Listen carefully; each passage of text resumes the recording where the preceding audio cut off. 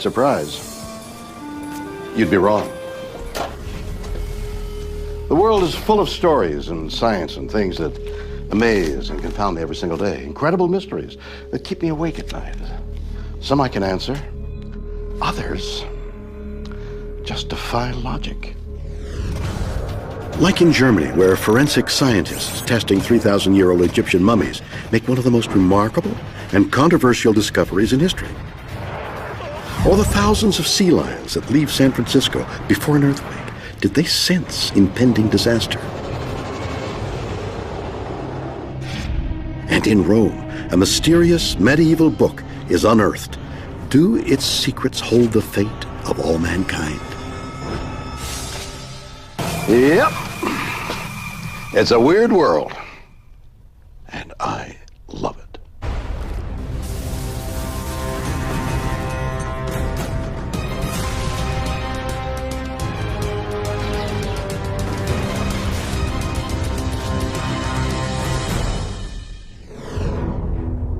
Elementary history tells us that in 1492, the great navigator and explorer Christopher Columbus traveled from Spain to the Bahamas and on to the Americas. We all know that Columbus was the first to bring back artifacts and treasure from the new world of the Americas to the old world of Europe. But is it true? What if the historians are wrong and someone else did all this thousands of years before Senor Colon? This next weird tale suggests just that, and the proof might be found in a guy like this.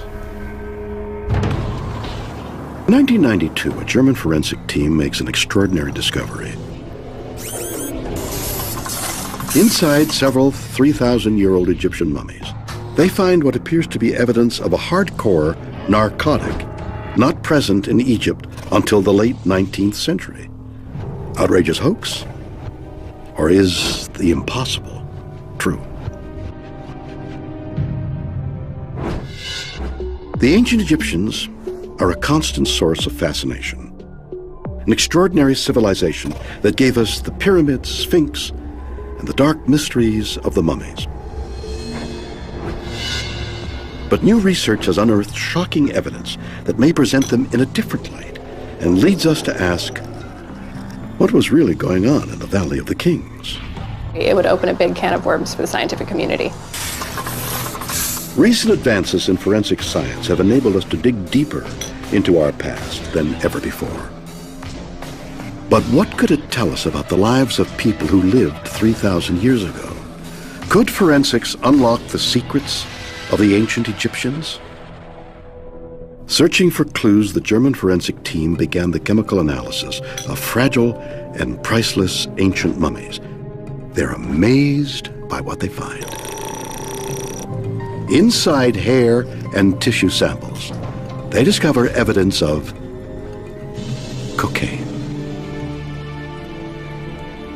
So how did these Egyptian mummies, some dating back to 300 centuries, get traces of cocaine inside them thousands of years before the substance was thought to have reached the Middle East? The only possible answer then, that ancient Egyptians had the coca leaf. In other words, the pharaohs made contact with the native South Americans several millennia before Columbus. Is that weird or what? Let's look for answers. The mystery begins with the coca plant from which cocaine derives, found only in South America. The plant is not native to Africa, so how did South American cocaine get into Egyptian mummies?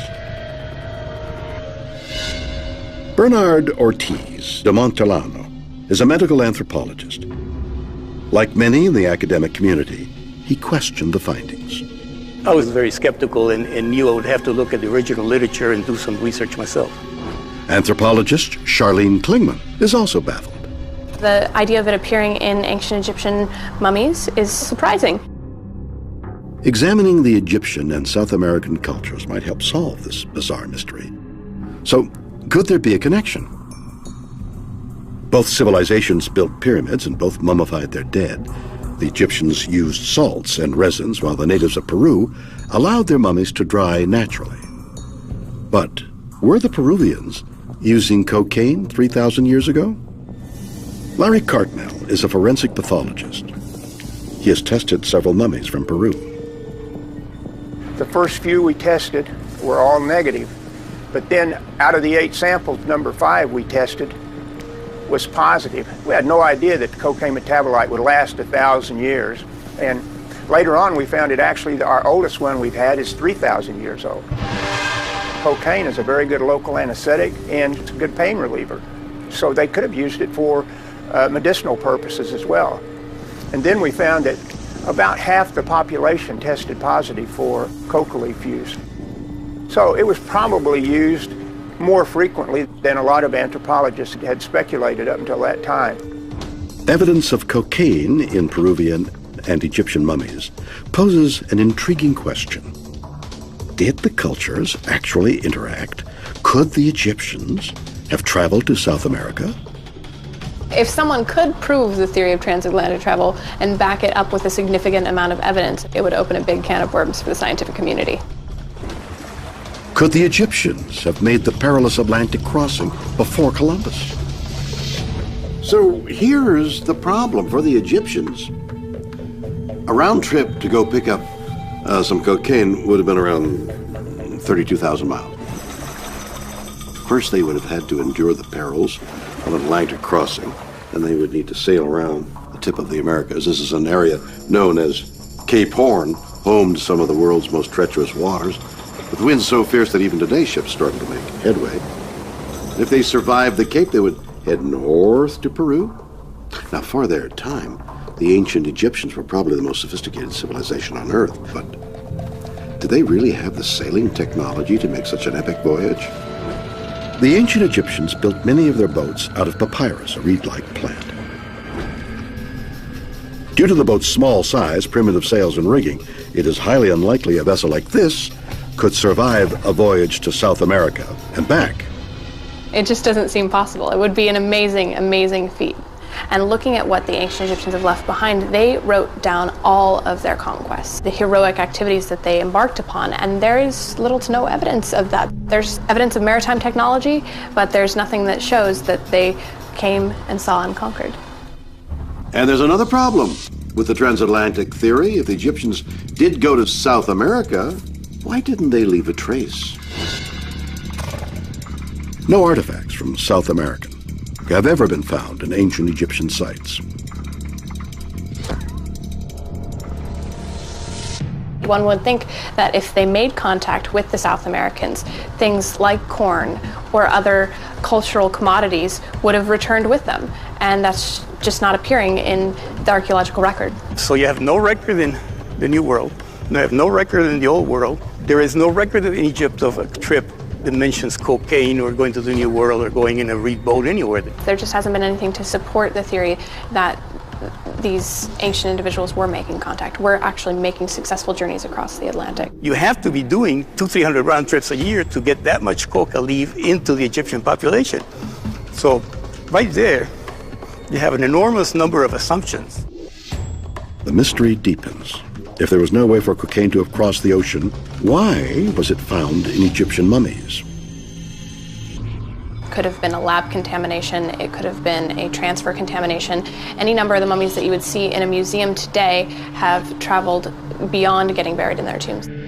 There's plenty of opportunities for contamination to occur. If it was housed in, for say, a crate that might have been used to hold something else at one point in time, there's opportunities for trace contamination there. So we know that there is no way the Egyptians made it all the way over to South America. Oh, well, it was fun while it lasted. Columbus, you can stop spinning in your grave now. But the question remains, how did cocaine get in the Egyptian mummies? The 19th century was a golden age in archaeological exploration. The rediscovery of lost and ancient civilizations captured the public's imagination. The idea of ancient Egypt was a sensation. It was as popular as our blockbuster films today. People had an interest in it. They were reading about it. They were studying it. They had a vested interest in this culture. They wanted a part of it. They wanted it as close to them as in their own homes. For the European elite, owning an Egyptian mummy was a must-have status symbol. And a lot of the ancient Egyptian collections that are out there have been housed in people's homes throughout the years. Coffins, mummies, funerary objects. A lot of it comes from private collections. In those days, rich people and nobles and kings had collections of all kinds of things. They would collect strange animals and shells and minerals and, weird things. And among one of the things they'd like to collect was Egyptian mummies. And they'd have these collections of their own private little museums, which they would use on social occasions to take people and show them their collection. The archaeological methods of the time were very unsophisticated, often allowing modern debris to become trapped next to the mummified remains. By the late part of the 1800s, cocaine was introduced into Europe and commonly used as a medicine. Is it possible these mummies somehow became contaminated during this time? It's a conceivable situation. Conceivable but improbable. The evidence of cocaine found by the forensic team had been ingested into the body through eating or inhalation. These traces then became incorporated into body tissue and hair while alive. Brief contact couldn't produce the same result, plus the team had carefully washed their samples to remove any contaminants. So the mystery lives on. How did these drugs end up inside these ancient bodies? Well, perhaps these mummies weren't from ancient Egypt at all. During the time period when ancient Egyptian mummies were being sold as a commodity, there is an opportunity for scam artists to get on board and create fake mummies in order to turn a profit. So fake mummies were being produced and sold abroad to individuals seeking something glamorous and interesting. What they got might have been something different than what they paid for. And so there's enormous demand for mummies. And like I said, in Egypt, there weren't that many mummies available. And so what you would do is the enterprising people would go out there and get linen, and they wrap up some cadaver. So a fake mummy is one that has been made in the 19th century and then sold as an authentic mummy. And the argument that some people would make is these fake mummies, in fact, were contaminated. But the mummies examined by the researchers aren't fake. They've been certified genuine by the museum where they reside. So, for now, it seems unlikely we will ever know the truth of the cocaine mummies. The researchers have never let anyone else test their samples, and evidence of cocaine in other Egyptian mummies has yet to be found. At the end of the day, the scientific community is left with a lot of open-ended questions. There's a lot of things that have yet to be answered. For now, this is all we've got. Is that weird, or what?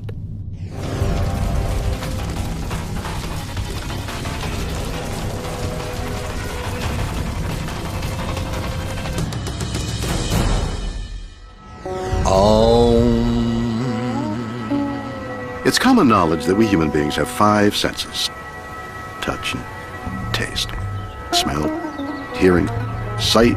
But what about the animal kingdom? As it turns out, there are lots of animals out there that can sense things that we cannot. Bats use sonar to perceive objects, and some marine life can sense subtle electrical impulses. But some creatures may even have more mysterious awareness. Be quiet! The ability to sense disaster. San Francisco, December 2009. A mysterious event shocks the city. Thousands of sea lions living on its docks suddenly disappear overnight. Days later, an earthquake rocks the region. Did the sea lions sense impending doom? Weird, or what? San Francisco is one of the most popular tourist destinations in America. One of its leading attractions is the thousands of sea lions that live on Pier 39. They've made this their happy home for the past 20 years, but in December 2009, something remarkable happened. Suddenly, the sea lions were gone. They virtually disappeared overnight. Why? Can't answer that one. That would be like the ravens leaving the Tower of London. All this dock used to be full of them. We were quite disappointed when we came and just saw sort of one or two pontoons, you know. We really don't know why the animals left. Jim Oswald runs the Bay Area Marine Mammal Center. He witnessed the sea lion's disappearance. In November, that number went from 927 down to 20. And that really surprised people, especially if you're expecting to see massive numbers of sea lions to only see 20. It's quite a shock. It's highly unusual behavior, but was there a darker side to this mystery? On January 9, 2010, soon after the sea lions left San Francisco, a 6.5 magnitude earthquake rocked the coast of Northern California near the town of Eureka. The quake left thousands without power and caused damage worth millions of dollars. The U.S. Geological Survey is responsible for monitoring seismic activity, but was unable to predict the earthquake. Is it possible the sea lions sensed it and left? It's an intriguing theory. Jim Birkeland is a geologist and former U.S. Coast Guard advisor. He studied the ability of animals to sense disaster for more than 20 years. I know animals can predict earthquakes. It's clear to me that they left the Bay Area for good reason. And it wasn't because the tourists were failing to feed them or applaud. Jim has found an unusual way to test his theory.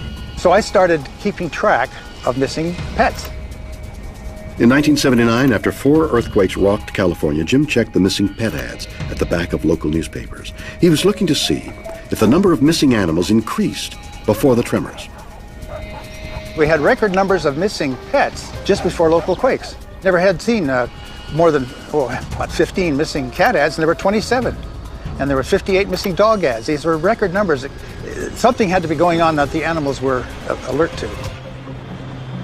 Remarkably, there have been similar reports of this type of animal behavior worldwide.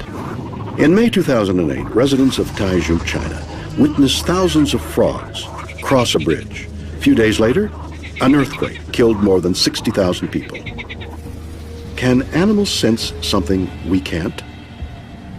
There are tremendous changes in the electromagnetic field in the area of earthquakes. Some scientists believe increased strain on the Earth's crust near earthquake fault lines produces electromagnetic signals hours before an earthquake strikes. We know the electromagnetic field is troubled by changes in the solar flares, by stresses in the crust, and the animals have been using changes in the magnetic field for navigation for millions of years. But not everyone is convinced that the sea lions knew of the impending earthquake. Kim Ramsurya is a marine biologist at the Marine Animal Institute at Oregon University. I'm sure that they have the ability to sense things that we don't, but there have been many earthquakes over the past 20 years, and the sea lions have not left San Francisco. I don't think that they left because of an earthquake, no. So, if they didn't leave San Francisco because of an earthquake, why did so many sea lions leave their home so abruptly? Why don't we ask them? Why the sea lions left is still a mystery. But where they went would soon become clear, thanks to a discovery in nearby Oregon. Dan Harkin runs the Sea Lion Caves in Florence, Oregon, 500 miles up the coast from San Francisco.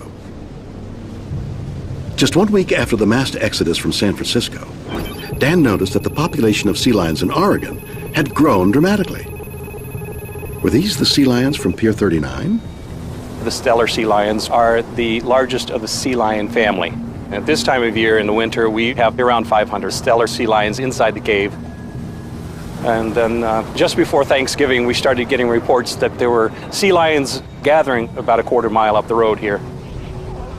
The numbers were way above anything we'd ever seen. So we investigated, and we find out that the beach was just completely clustered with sea lions. So when you have 2,000 or 3,000 more than we normally do, people were bringing in cameras and showing us what they had taken, and I just couldn't believe it. As the number of sea lions on the coast of Oregon grew, it seemed likely they were the ones missing from Pier 39. But if it wasn't an earthquake, what had driven thousands of them 500 miles north of their home in San Francisco? Marine biologist Kim Ramsurya has an incredible theory. She believes the answer could lie with changes to the ocean brought on by something called El Nino. The primary reason for them to travel is to find food. So there is a strong El Nino going on, and it's driving the prey to the north. The sea lions and the other fish-eating birds are taking advantage of that. El Nino is a periodic change in climate that warms the subsurface of the Pacific Ocean by several degrees. It can dramatically affect weather around the world. But could El Nino be responsible for the sea lion's disappearance as well? Maybe. Kim believes the powerful El Nino of 2010 could have caused sardines and herring to travel north in search of cooler, food-rich waters, with the sea lions in close pursuit. So since sea lions can't order takeout, is it possible they just went out for dinner? The fact that we're seeing so many bait fish off of the Oregon coast this year, we're seeing a lot of young sardines, we're seeing record numbers of gulls, we're seeing record numbers of brown pelicans, and they're staying here during the winter where they usually head south. Food is really good here right now, and the sea lions are taking advantage of that. So my guess is that the reason that they left Pier 39 is just because there was a lack of food in that area, so they took off in search of food. So, what is the answer to the mystery of San Francisco's disappearing sea lions? Did they predict an impending earthquake? Were they simply chasing food? Or was it something else? Scientists may never know, but there is a happy ending. In February 2010, 3 months after the disappearance, the sea lions returned to their home on Pier 39. So the mystery remains, but perhaps now San Franciscans can rest easy. Is that weird or what?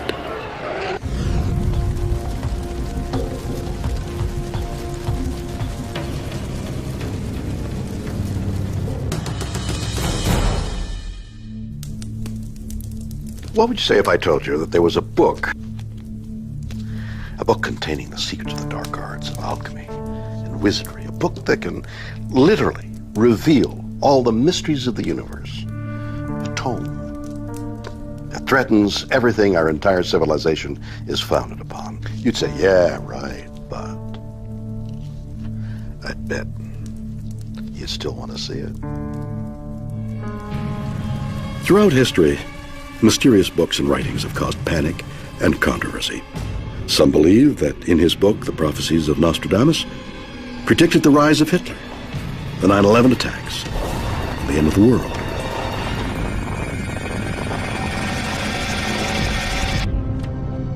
But there's another mysterious book that many believe contains other cataclysmic predictions. Its dark secrets are yet to be revealed. Historians, linguists, and codebreakers are attempting to decipher its meaning. What will they reveal? Experts worldwide are obsessed by this item, MS-408, of the rare book and manuscript library at Yale University, its current home. First impression was that it's extraordinarily bizarre, but that it's also oddly familiar. On one level, it looks like something you've seen before. But the more you look at it, the more you realize that it's really like nothing you've seen before. So it only gradually do you become aware that this isn't a normal kind of manuscript at all. This mysterious book is better known as the Voynich manuscript. It was discovered in 1912 by rare book dealer Wilfrid Voynich in a Jesuit library near Rome. Its author has never been revealed. Nearly 100 years later, historians like Professor Nicholas Terpstra are still trying to decipher the manuscript's contents. Unidentifiable plants. Are these the plants from the Garden of Eden? Strange astrological symbols. Is this somehow the astrology of another level of the universe? And most mysterious of all, pages of text that 100 years later still remain undeciphered. As you try to read the lettering, you realize that it's completely impossible to decipher. And if we can just break it out, we'll find the answer to everything. A manuscript that promises to change the world and no one can read the thing? And if that wasn't enough, no bio on the back cover, no one knows who wrote it? So is there anything we do know about the Voynich manuscript? Well, in 2009, Researchers at the University of Arizona carbon dated it and discovered it may have been produced in the first half of the 15th century.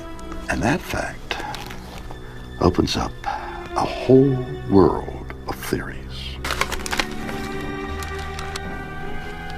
You won't believe what I'm seeing here. What mysterious secrets does the Voynich manuscript contain? Could there be predictions like those of Nostradamus, prophesizing our doom? To begin, investigators needed to find out when it was written. In 2009, they got a significant clue. Researchers at the University of Arizona carbon dated the parchment. They discovered it might have been produced in the first half of the 15th century. Could this vital piece of evidence reveal the secrets of the Voynich manuscript? Medieval Europe was a continent emerging from the Dark Ages into a new dawn of innovation and discovery. The early 15th century is a time of extraordinary expansion of people's creativity, curiosity. People were curious about all sorts of things in the world. There's a certain amount of political instability, but there's a lot of economic expansion, and merchants are going to all different parts of the world. There's also a real curiosity about learning, about particularly finding out what the ancient Greeks and the ancient Romans knew and trying to take that knowledge and bring it back into contemporary society. So everybody thought that the way to the future lay through the past. This new era of innovation fueled interest in more controversial beliefs like alchemy and other dark arts.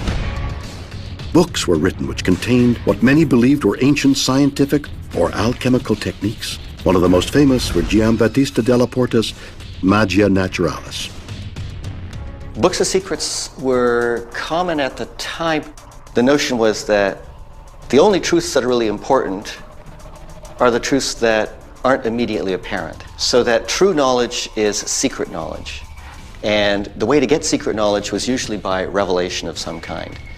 So there's a whole tradition that goes back to the Greeks of books of secrets that explain then the secret knowledge of the universe, the secret connections within the universe, and then the way to probe this, to understand it, and normally then to try to work with it. So the whole idea of a book of secrets is that it's like a technical manual for controlling the powers of the universe. But for a time, these ancient truths were heresy. To avoid persecution, many authors would find ways to disguise sensitive information in their writings. So it tended to be the kind of things they wanted to hide for political purposes. One of the most common forms of disguise was to compose in a language few people could read. What you do find, there's a whole range of languages that people are rediscovering. This is the time period, early 15th century, when people are reacquainting themselves with things like Egyptian hieroglyphics and believe that hieroglyphics are the answer to finding out what true Egyptian knowledge was. This is a time when people are trying to find out what Etruscan looked like, ancient Etruscan. This is a time when people actually invent languages, and 100 years later you'll find somebody who invents a language from, supposedly the language from the ancient biblical times, that was spoken by the angels. There's also a real curiosity about learning, about particularly finding out what the ancient Greeks and the ancient Romans knew and trying to take that knowledge and bring it back into contemporary society. So everybody thought that the way to the future lay through the past. They're looking for ancient knowledge anywhere they can get it. The more ancient, the better. You ever heard of a language called Eoc? Eoc. No. Eoc. See? I thought not. This was a language that was spoken by native Alaskans, and let me emphasize, was. In 2008, the last person who could speak Eoc died. Languages come and go. In fact, of the nearly 7,000 languages around the world today, 500 of them, that's 500 of them, are teetering on the edge of extinction. Is it possible that the Voynich manuscript is the remnant of a forgotten, extinct language? Is the Voynich manuscript a remnant of an ancient language rediscovered by a 15th century scholar? Stephen Chrysomalis is a linguistics expert. Throughout history, there must have been tens of thousands, if not hundreds of thousands, of languages spoken, most of which are now long extinct. The Voynich manuscript is fascinating because it's so close to something that we could decipher and we could read. Many of the letters look like letters in the Roman alphabet, and yet, as soon as you get into it, it falls to pieces. Linguists call the text found in the Voynich manuscript Voynichese. If it is indeed a language, its complex designs make Voynich almost impossible to recognize. While it appears to have some familiar characters, what they mean and how they relate to each other has experts baffled. In most languages, if you look at a page of text, the most common words in that text will be short.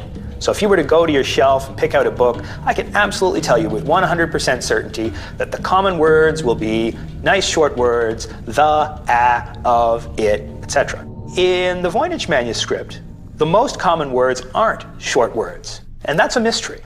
That's one of the reasons why some scholars think that it in fact doesn't represent language at all, because it doesn't have lots and lots of those little short words that we find again and again and again in languages across the world. This is not just about English, but it's in fact a property of human language. The Voynich manuscript seems as technically sophisticated as a real written language, but incredibly, it bears no resemblance to any other language that we know of. But some historians believe that was the intention, and the Voynich manuscript's unknown author didn't want its secrets revealed, ever. Could the secret knowledge within the Voynich manuscript have been disguised with a code, perhaps a medieval ciphertext?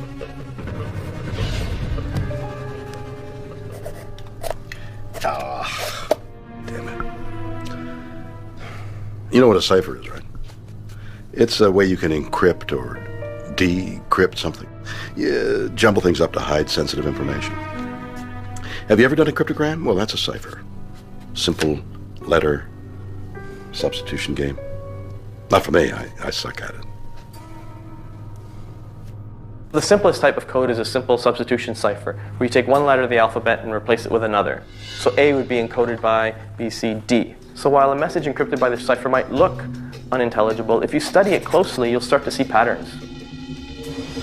If you're encrypting the English language, for example, E is the most common letter used in the English language, say. So when you look at the encrypted text, you might find that the letter L is the most encrypted letter in the text. So then you would suspect that maybe L represents E. The problem, as some of the greatest code breakers in history have discovered, is finding those patterns in the Voynich manuscript.